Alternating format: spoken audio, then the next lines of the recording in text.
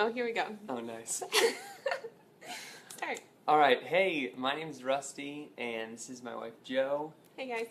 And we just wanted to make this video because today is November 6th. Oh, this is Lola. Hi, Lola. And a year ago today, we were sitting in the emergency room here in Miami, and we were kind of just watching our lives fall apart in front of us. And so we thought a year from then that today would be a great opportunity to kind of share with you guys where we are now and how far God's brought us since then, and also give you guys a little bit of a backstory as to how we ended up there. Hey, Saf. Yeah, so a year ago, we were in the ER. And there had been a lot going on. So we moved to Miami to plant a church. We had just gotten married 2 weeks before we moved here. So give you a little perspective. We got married. We went on our honeymoon the next day. We got back 2 weeks. Our honeymoon was like 10 days or something. We're home in Little Rock for a day and then straight up moved to Miami. So there's a lot of transition to our lives at that point. We had moved locations. We were away from our families. We started a new marriage. We're like, what in the world are we doing? And there was a lot going on. It was really hard, even in our marriage, just learning to communicate and learning to be a married couple was crazy. It's not as easy as you want to think it's going to be. You know, you often think, oh yeah, all these problems are going to go away once I'm married, and the truth of the matter is they don't, you know? They just get amplified. You can't hide them anymore. And so for me, I'd struggled a lot through my life with anxiety and even some with depression. And when we moved here, with all the transitions, with all the craziness, my anxiety got really bad. I tried 2 jobs during those jobs. Yeah, so I had 2 different jobs at different times. So I started at one, and I started having panic attacks every day. And then I started another one, and I quit that one because I couldn't handle the stress.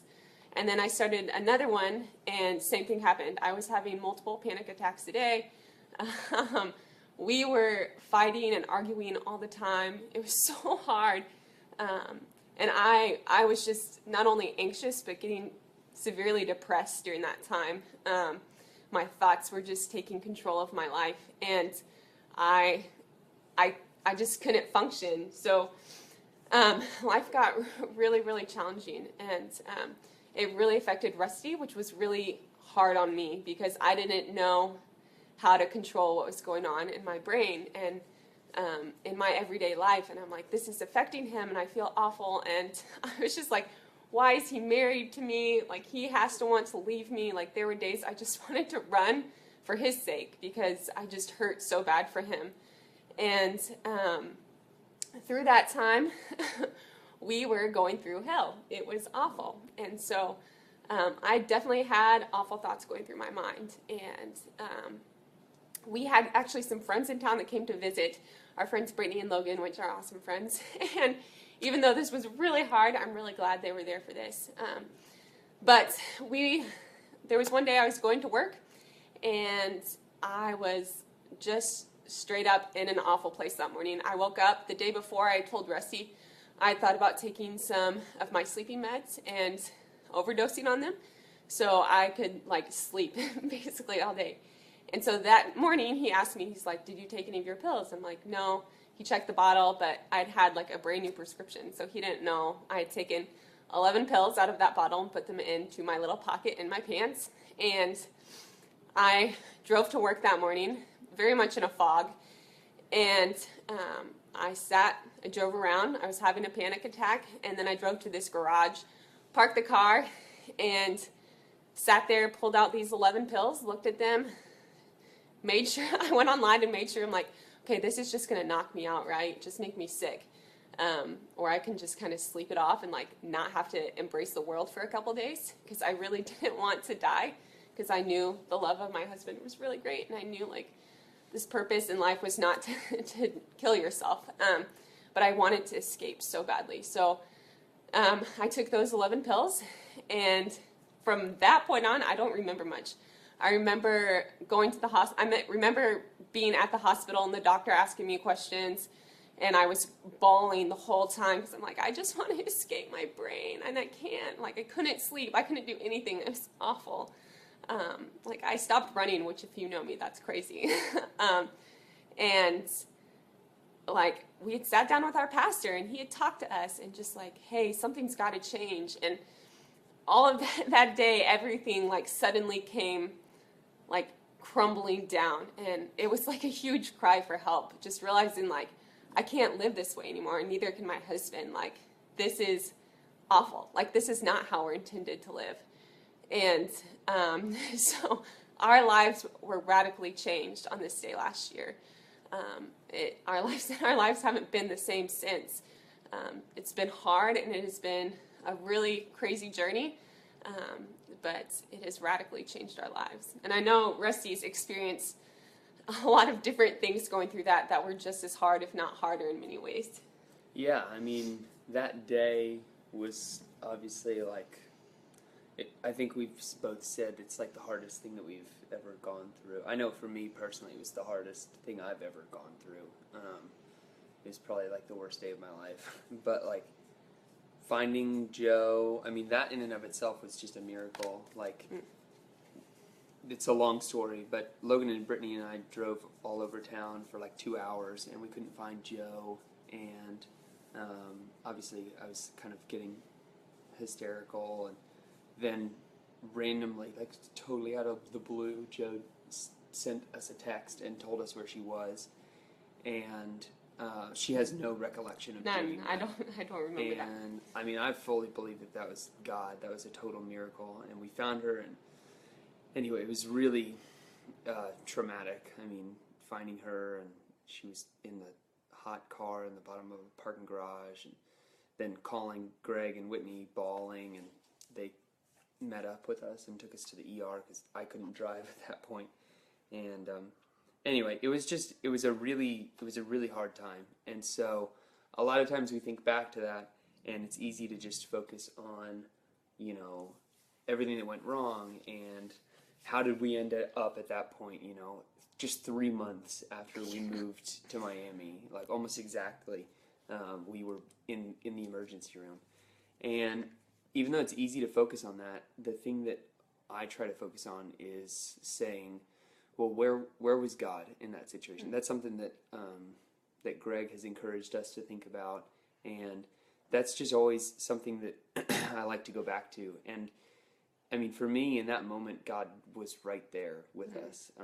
I know we've talked to a lot of people about it since that happened, and you know, it's easy for people to say, you know, well, first of all, even if, you know, a lot of people that we talk to maybe not even believe in God, but even if they do, it's like, well, if you really believe in God, then like, why would He have let you go through that? You know, that's so cruel. But in that moment, obviously, it was difficult. I believe God was right there with us. I mean, he sent that text. I mean, that's undeniable to me.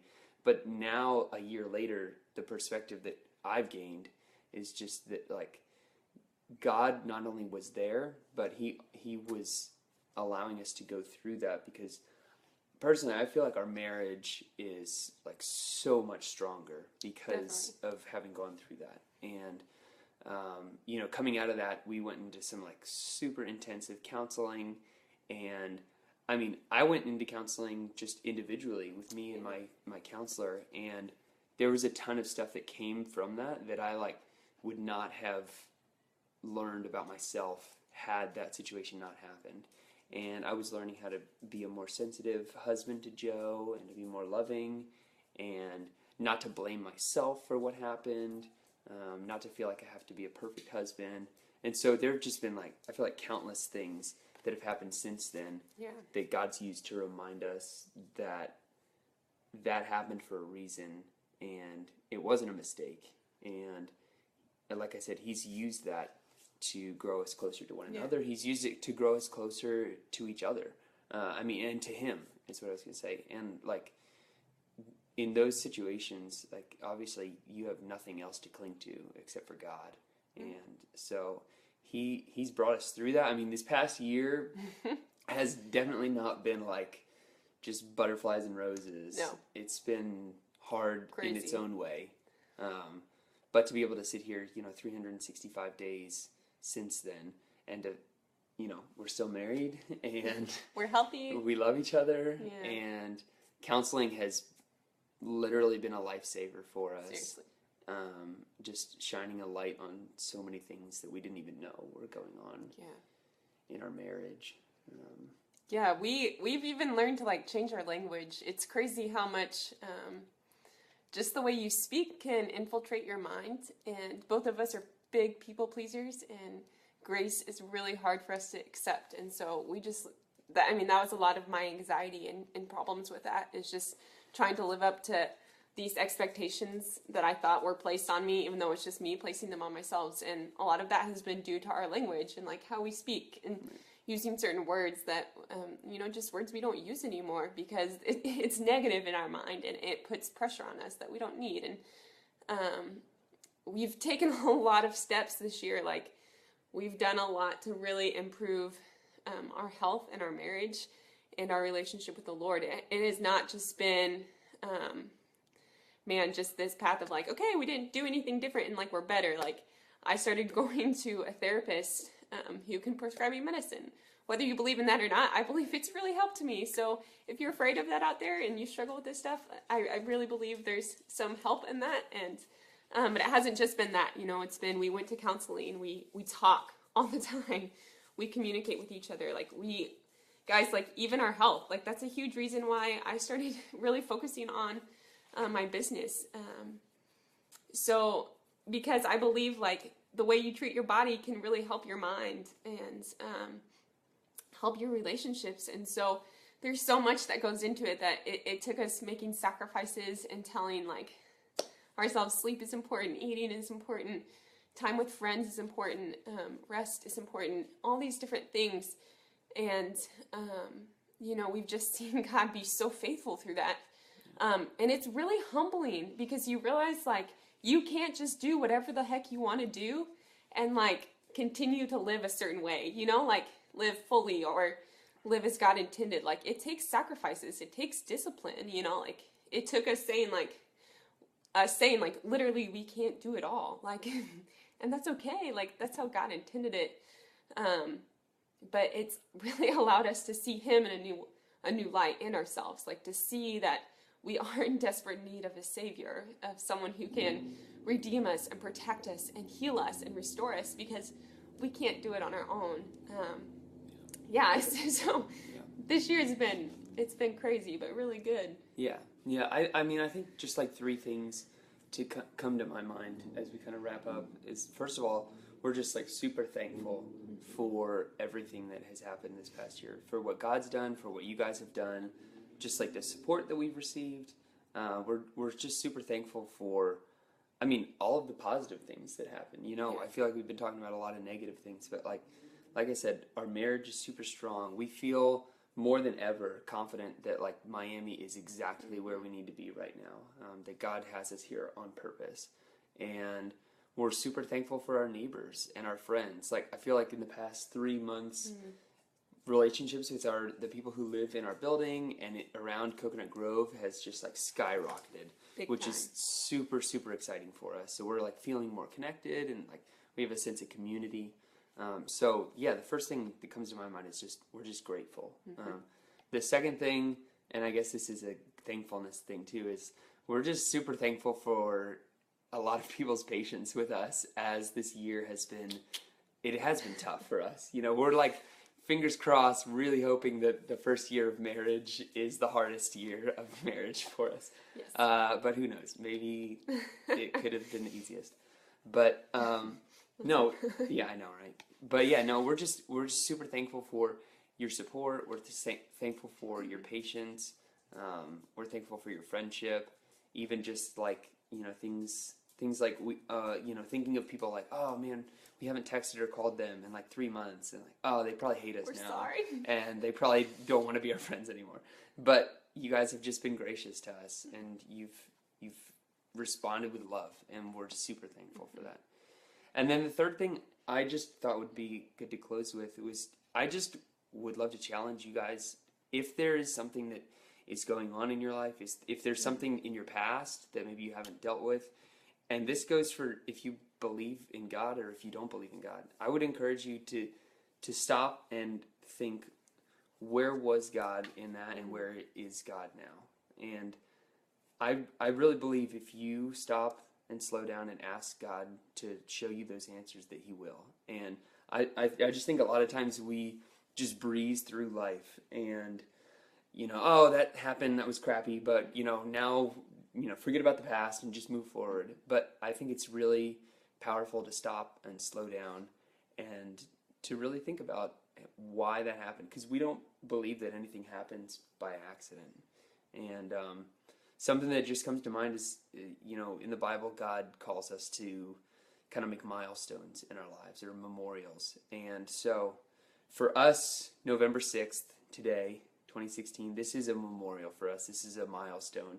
And I think moving forward next year and all the years to come, that this won't be like a sorrowful anniversary or a day that we just mourn. But I think it is going to be a milestone for us that we look back and we just remember everything that God has done and how far that He's brought us. So, and I mean, can't even imagine how awesome this day is going to be next year, with all the cool experiences we have over the next 12 months. Yeah. So, do you have anything else you want to say? Guys, thanks for watching. No, we love and care about you. Like, we're here doing this because we love people. And we do believe that God is God and He's sovereign and Lord. And if you don't believe that, hey, that's okay. But we love you as well, and we hope you know that. So thanks for watching, and hopefully we'll talk to you later. Bye, guys. See ya.